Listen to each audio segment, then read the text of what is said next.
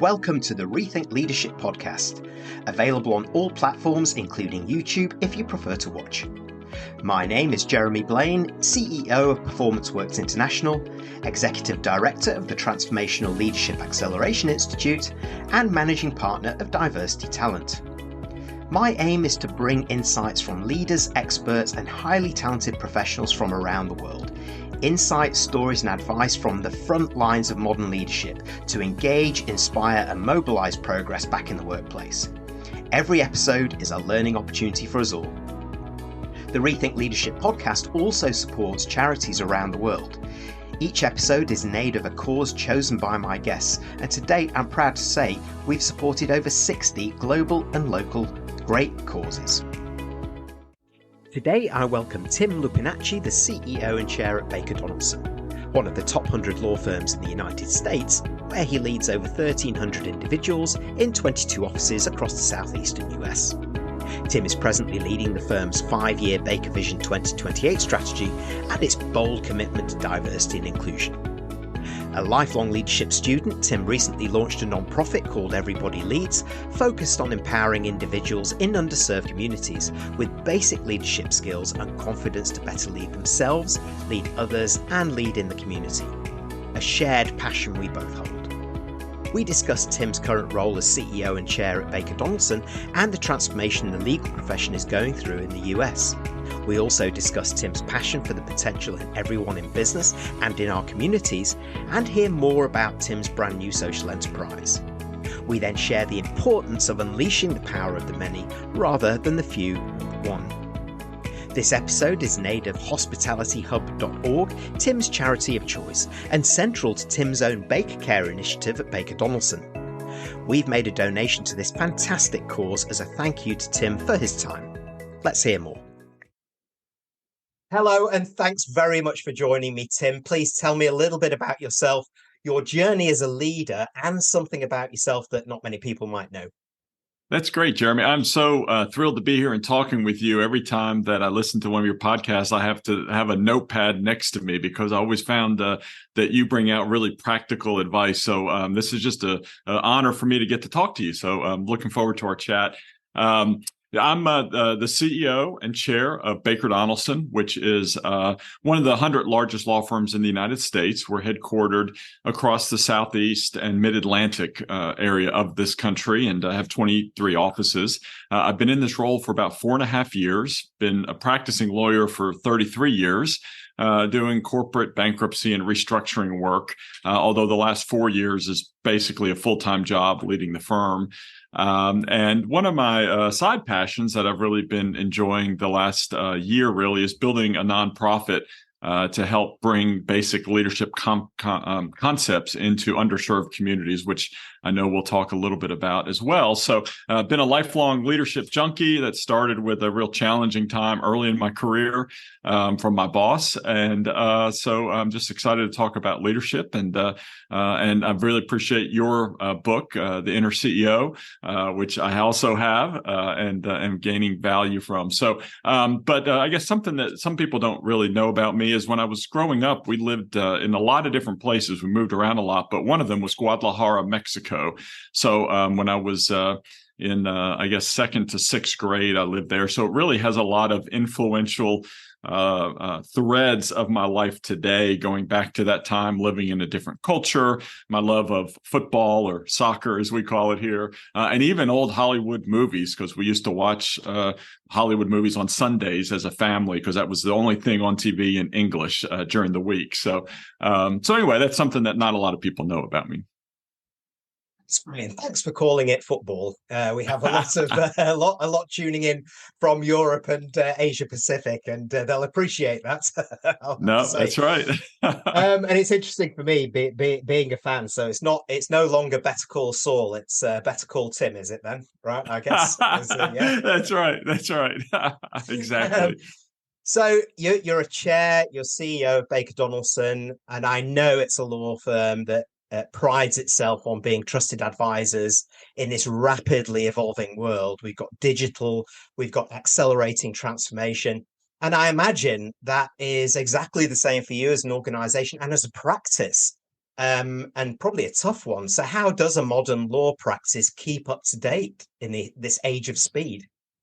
Yes, that's a great question, Jeremy. It is everything is very rapid. Everything's moving faster. The challenging issues that our clients face are more complex, more uncertain than ever, which is why you referenced us really trying to be better at being trusted advisors.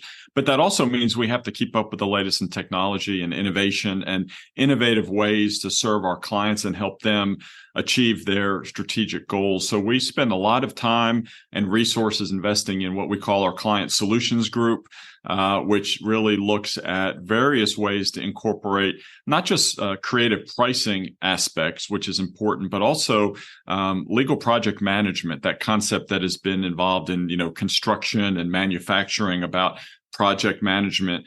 We've really taken that to the level of how we can serve our clients with those type of innovative tools, whether it's intranet sites where we share sites with the client so we can have real-time transfer of information and data and documents, all the way to really looking at how we can use artificial intelligence. And I know that's something that we're all still learning a little bit about. What does that mean into the future? But even some of the basic aspects of taking what maybe more routine type legal aspects that in the past may take hours of legal professionals' time to pull stuff together, that we can now use technology to create, form contracts that the client can then fill in. And certainly that is a dynamic change of the law where you're not having young lawyers billing all these hours doing a contract all the time, where we can really use the technology to help serve our clients. So I think it's just being open to innovation, not being afraid that we're going to lose the billable hour, which is how we get paid, but really we're going to be these trusted advisors. We want to help the client solve their problems more efficiently, and then they'll trust us more with the harder, more complex stuff. So it's really, I think, an openness to making sure that we're on the forefront of that. So that's some of the ways we think about that. Yeah, that resonates as well. And I love that point that you're making about experimenting beyond the billable hour, not Right. being afraid to take that risk in probably what has been a risk-averse industry, I would imagine. Oh, very much so. Yeah, we're on the low end of the spectrum of risk aversion, for sure. And it's comfortable, right? To just get the project, bill hours, get the project turned in, send the bill, get paid. And that's but really trying to think about how we can better partner with clients and help them achieve what they want to achieve and be a win-win for both of us. Yeah, and it's something I recognize as a professional services Mm, provider as well, is looking at different ways to do things and how you can shortcut processes, and right. not being afraid to do something new, and using that use of data, use of artificial intelligence to help you do that. It's key. And I'm imagining, and you get that you this my ignorance will come out Oh, usually here, I'm absolutely sure. But the employment of AI in law, sure, and in the whole legal system, when you're trying to research a case, as I'm thinking about, then interrogating the data from almost 100 years ago up to date, where you would have had to do that manually, is that one of the tasks that AI can really help you with to then unleash the power of actually the person as far as the case well, itself? no, you're absolutely right. And it's interesting because we've had some really good technologies and tools for a while now to make that more accessible to research and look at the laws for, hundreds of years. But then what's an interesting dynamic is this new, like Chat GPT. And there's a recent decision here in the United States where somebody used that to write a legal brief, and they were citing to law that wasn't really law. Because I don't understand. I'm like you a little bit. I don't understand the technology, but there are opportunities when you put just a general search into, as I understand it, certain search engines. If they can't find the exact answer, they try to find stuff adjacent. And so sometimes it's not necessarily accurate, which is critical in the law, right? You can't cite precedent that isn't really precedent. And that really got someone in trouble here. So I think we're all learning through it. There are a lot of advances, but what the future looks like, we have to all be careful because we have that ethical obligation to our clients to get the right information. So. Yeah, I'm absolutely sure that it's going to be a very interesting legal perspective on the likes of Chat GPT and the whole noise now around how do we how do we get behind to control artificial intelligence to make sure that it doesn't go in the directions we don't want it to go to. It's a quite a rabbit hole to go down. So we won't do that. But actually, what you picked up on is a point that I'll come to now, which I find interesting, because you talked about that the likes of yourself and myself, we're on this pretty steep learning curve as leaders. We've been in leadership for many years, but it's the 21st century now, not the 20th century, and we're learning how to lead in here, learning how to employ techniques like this. Whereas also we have employees who potentially are narrowing that traditional capability gap because they kind of know that they're growing up with a lot of this. And so it hits both of our passions around the potential in everybody. I know that. But I'd like to ask you the specific question is, why do you think time is right now for businesses and communities to make what we usually call it leading at all levels, empowerment, distributed leadership, something we've been talking about for decades, the reality that we really want it to be now? Right. No, I totally agree, Jeremy. And that's really, it's born out of my own experience, but it's born also out of, as you said, the dynamic of the moment we live in and what we're leading in is that I challenge our colleagues. We have 1,300 people across the Southeast Mid-Atlantic, that everyone's a leader. It's the same idea you were talking about. And that for us to serve our clients, to give the best value and the best service to our clients, everybody has to step up. It's not one individual who may be the most knowledgeable about a particular topic, although we need that person to, when those situations come up. But it is, as you said, it's the distributed leadership that as a team, as a firm, we're going to help solve our clients' complex problems. And so, and to do that, we all have to get better every day. That's something I challenge myself with. And it's just been a part of my, nature that I want to learn every day. I want to read. I want to read and learn from industries outside the law, because then I can see what other folks are doing, and then I can bring and figure out how that really works with Baker Donelson in the legal environment. And so really have focused a lot on empowering our people to see that they can have their own pathway to success here at Baker Donelson, and not just putting words on the table about, I want you to be a leader, or I've really challenged all of us. We can all be trusted advisors, whether we deal with external clients or internal. We have to build that trust relationship between each of us. I can put that out there as a logo, as a phrase, as a vision, but I want to have training and skill building behind it. So I've built out, I know people make fun of it a little bit. I call it a trusted advisor mini MBA. Because I want us all learning and equipping everyone to get better at really which is leadership. Not just saying go be a better leader, but how can you be a better leader? And here are some concrete steps to do that. So I think it's about empowering. It's about putting that confidence and belief in everyone that they do have a leadership role here at the firm. But then it's also coming alongside and giving them opportunities to grow in those areas. So that's kind of some ways I've been thinking about it and trying to implement it.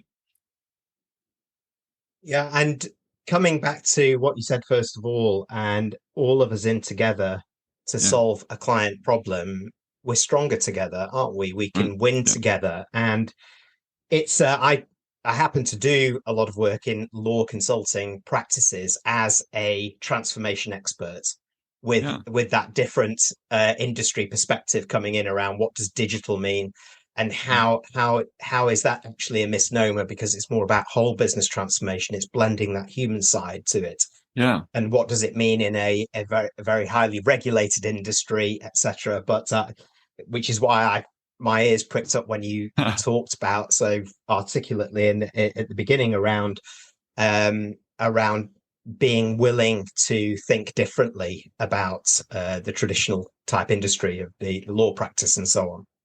Well, it really is transformational, Jeremy, as you said, and that's why it's really fascinating. I think why we've connected so well is because you are an expert in that transformation. Because I think for decades and decades, law firms were really viewed as almost like a partnership, like it was a close held kind of deal, and really the legal industry has become business. And one of the things when I first became CEO, I talked about we need to be a best run business like our clients. And that does mean we've got to have everyone stepping up and leading because and finding their pathway, but also finding a purpose in what we're doing, because I know purpose is big with you as well. It all blends together in order to drive transformation, or else you're going to fail in doing that. So that's been a lot of what we've been trying to do with this approach is transformation. So I love how you connect those dots because I think it's absolutely accurate.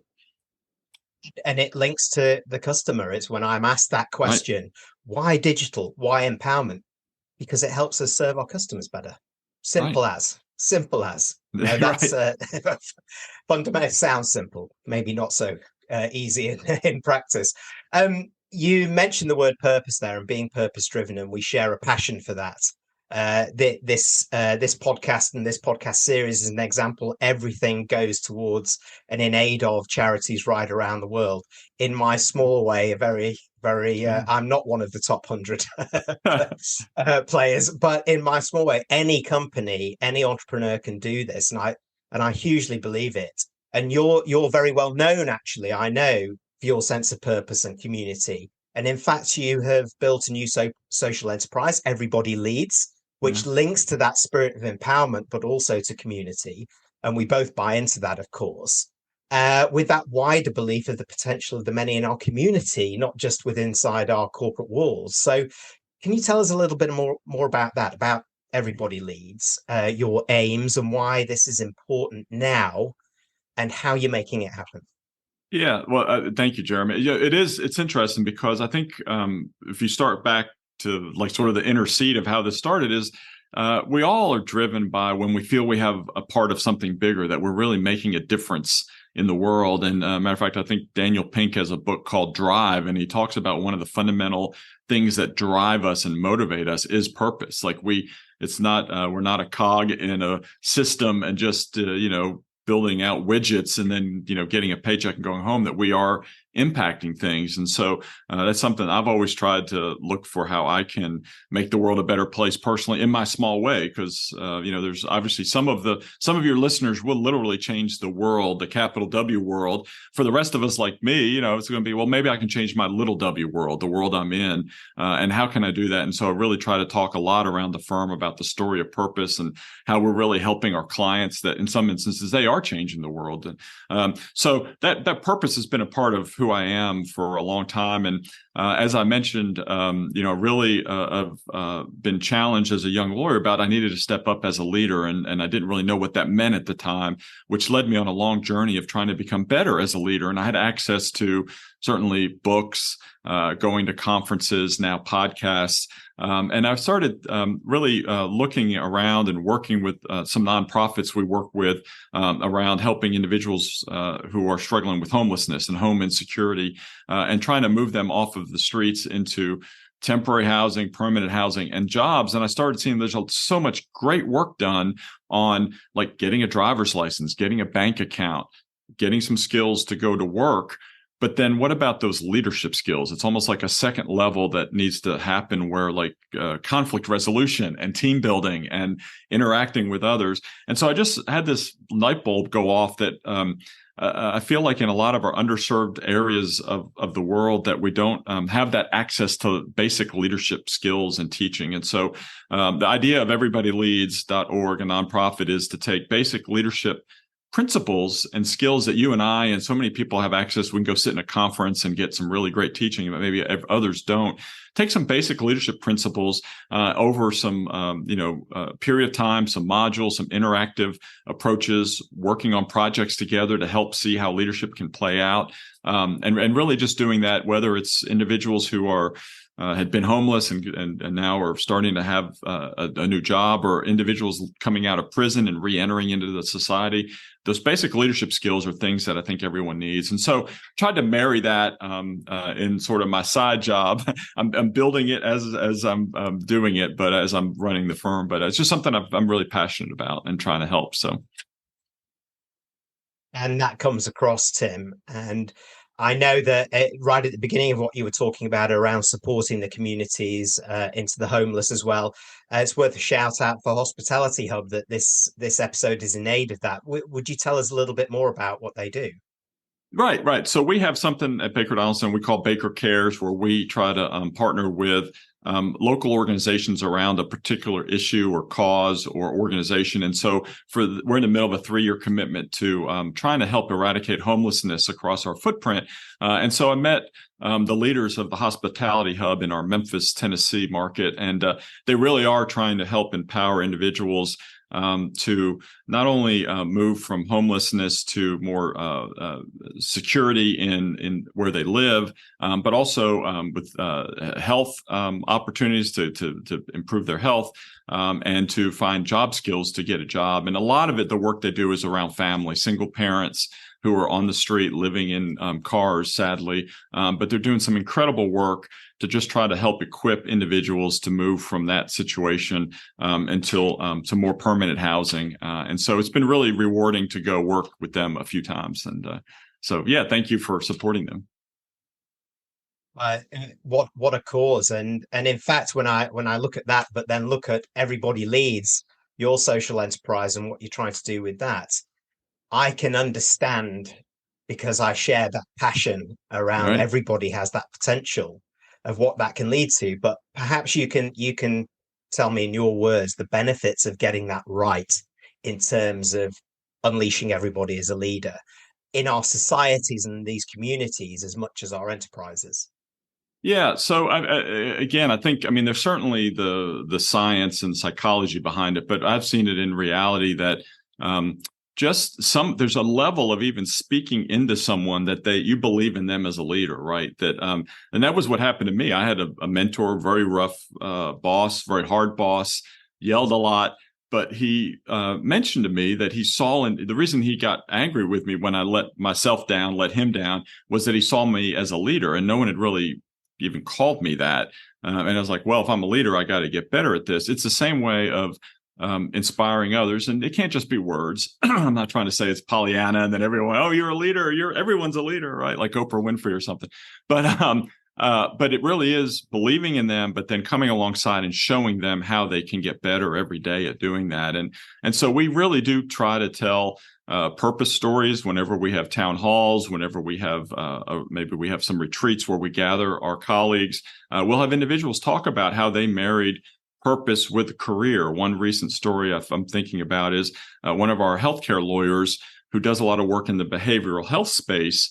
We had her share a story about how her whole practice grew out of some family situations where they needed some behavioral health help and support, and they were having a hard time getting access to it. Well, that led to her building a career. And she says every time when she's working on a behavioral health matter at her desk and it's late at night, she can tie it back to her family and also the community that she's helped.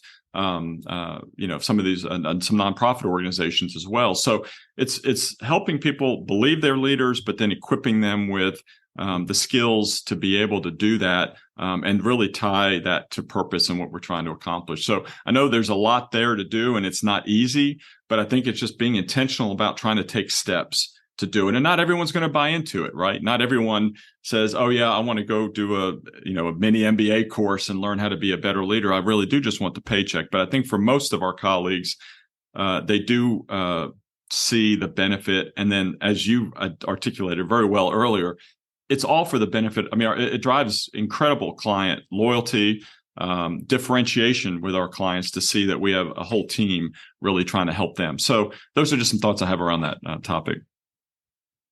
I'd have to agree because it's about intentional leadership, first of all, Right. from the very top, because none of this can happen without that buy-in of enlightened leaders like yourself, Tim, I have to say. And also we have to recognize that not everybody wants to be empowered or wants to be that leader at their level. But I distinguish that in a very simple way. I talk about that's okay. You can step up or you can step out. Stepping up are those people that actually feel that they can unleash that inner leader and contribute more strategically and operationally. But for those that don't, saying that, okay, well, but in your role, you can step out of that role. You can start to solve problems with your teammates. You don't always have to have that supervisory management kind of discussion to do so, or innovate, or have some ideas about how we might service our clients. So there is that, but when it boils down to it, I think that it's ultimately the culture that is set at the high leadership level that kind of drives that. Would you agree with that? Oh, yeah, I totally agree, and that's what, and that was really from the very start. We went through a, I don't know, 6-month process to name the next CEO, which was me. My predecessor had been in the role for 20 years, so it's like a lot of people hadn't seen the transition like that in a while.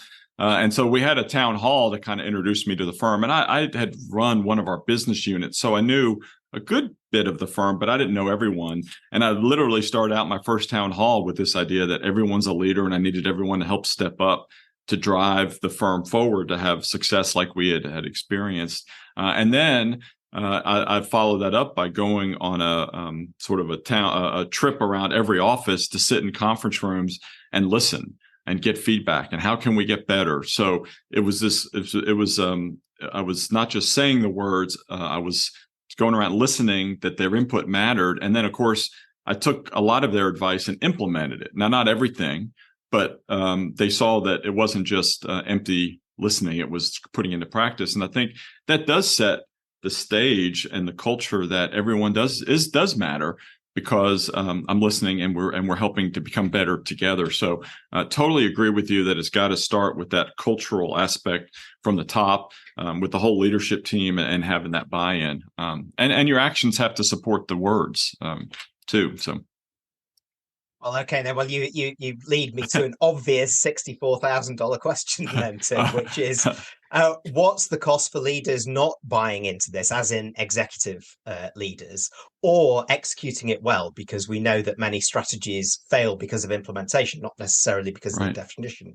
And this is a very important one. So when they're executing that all-level empowerment, if they don't do that without support, without the organizational structures, without psychologically safe foundations, what's the cost of that? Getting it wrong or not doing it? Well, I totally agree. And it's interesting because, I know we could all point to examples of companies, organization leaders who don't do that, right? And they can be successful. To me, I just find that it's a real differentiator for us that we're all working together. I totally agree about the psychological safety that's so critical, particularly post-COVID. Everyone wants to feel safe, that they can have to help drive the firm forward. I just think you lose a lot of opportunity if you don't do it. I guess I've always been focused on trying to lead that way. It's what gets me up in the morning. I wouldn't want to be a dictatorial type leader and just say, let's go do this. I think it helps with engagement. It helps with retaining talent. And it does help with serving our clients the best that we can. So it's just always worked for me, and it's worked for the teams I've been on, and it's worked for our firm since I've been in this role. So I'm glad not to know a whole lot about the negative about what happens if you don't do it, but I just see the incredible benefits if we do it. So it just strikes me, and maybe I'm a bit unfair adding in a question here, but just in terms of quantifying that a little bit, and maybe, are there some concrete benefits and qualitative benefits that you've seen visualize, not just visualized when you were kind of launching this, but have come to fruition that you could maybe share? Yeah, so I'm very much support of that. If I'm going to launch a vision, or if I'm going to talk about these type of concepts, I want to have measurements. I want to be held accountable personally to say, because I don't that we're doing it. And so we launched what we call BakerVision 2028 a couple of years ago, which is around every individual in the firm becoming better trusted advisors to our clients, which has a lot of levels in there. But a couple of the high level things that we wanted to measure against, because it really is all about clients, people in the firm. So clients, we wanted to have some measurement about whether we're building and increasing the number of strategic clients, meaning we're doing work for individual clients in more than one business line. We've got a lot of great clients that we love, that we do work in maybe one particular legal area, but we become more strategic advisors to them if we're doing it in multiple lines. So we're measuring that. We have some measurements about what that means. And so in the first couple of years, we have increased the number of strategic clients For people, it's engagement. And so we do external engagement surveys. This isn't the only way to tell that you're making progress and that you have an engaged workforce, but it was a way that we did. And from the first survey we did before we launched BakerVision to this year, we've gone up. We just got the results back last month. We've gone up in every category of engagement around a lot of those topics we've talked about like psychological safety and having a part and purpose in something we're driving. And so we've got a long way to go. There's some areas that are still low. They came up, but they're still low. We have to keep getting better, but it's a test on ourselves. And then as it relates to the firm, we have done some external brand awareness type metrics, and we have improved in the context of what general counsel, CEOs thinking about law firms. And again, that's one source, but it's something that everyone in the firm has a part of, because as they go speak at conferences or write articles or provide excellent legal services, our firm gets named in these interviews, which are not interviews about what do you think about Baker Donelson, but who are law firms you trust.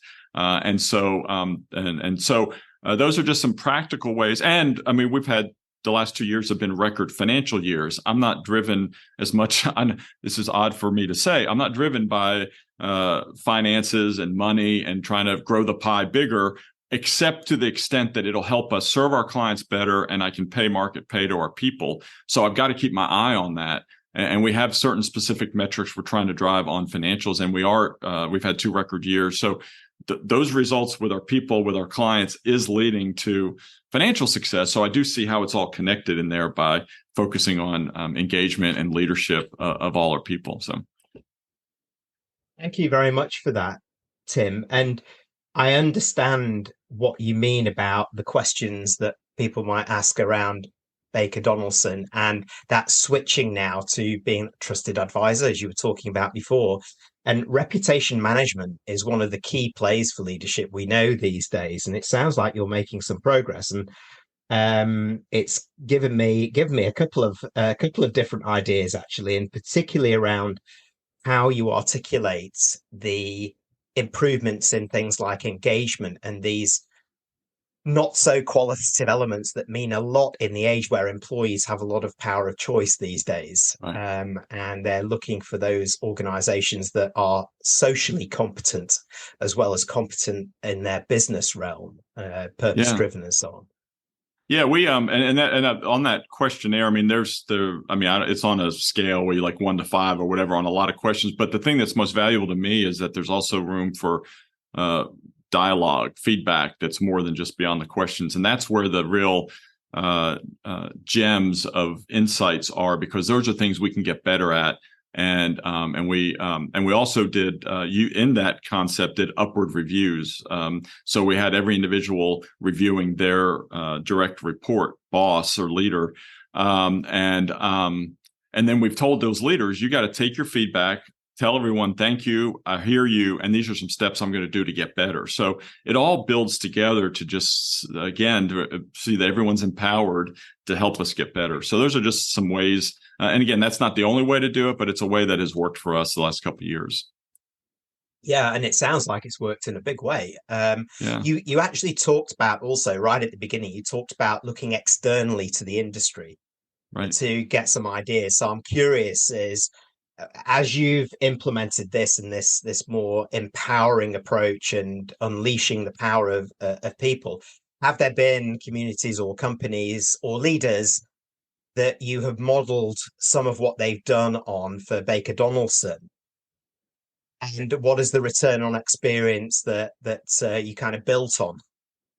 Yeah, that's a really great question, because I feel like I read a lot, and so certainly a lot of principles from some of the leadership authors like Jim Collins and Good to Great and Businesses That Last, Built to Last, I think are a couple of his books. Or Patrick Lencioni has a lot talking about the engagement and the real advantage that companies have when you focus on your employees and have that engagement. As I mentioned, Daniel Pink has got some really excellent resources. So I think those are type of things I've done. But then I read there's some jokes around Baker Donelson. I'll mention Harvard Business Review, and then they say they have to take a drink every time I say HBR because I talk about it a lot. But that's where I really get a lot of leaders from different industries. McKinsey, Boston Consulting, they all put out really good materials that have really helped me in my leadership role. So. And I also talk to leaders of other law firms. That's one of the things. Once you're in this role of the CEO, it's kind of a lonely place. And so I have quarterly calls with CEOs of other law firms that I really admire and see what they're doing. And we just can share in a safe space things we're challenged and things we're learning. And that's been really helpful too. Always be learning, hey, Tim? That's right. That's right. Yeah, I subscribe to that too. And maybe this has been such an insightful conversation. And maybe as a summary, I'm going to make it about you now, Tim. So as a leader yourself, you're in, corporate US leadership, but you're also starting this social enterprise.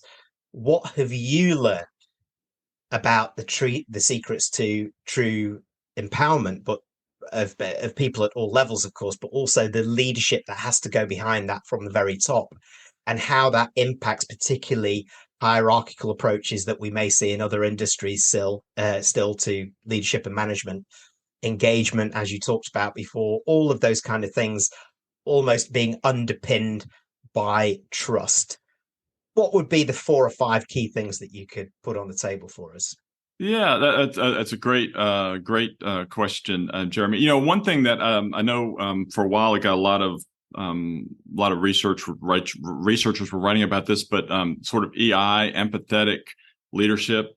I think that's something that I've really worked hard to learn a lot about, to try to understand.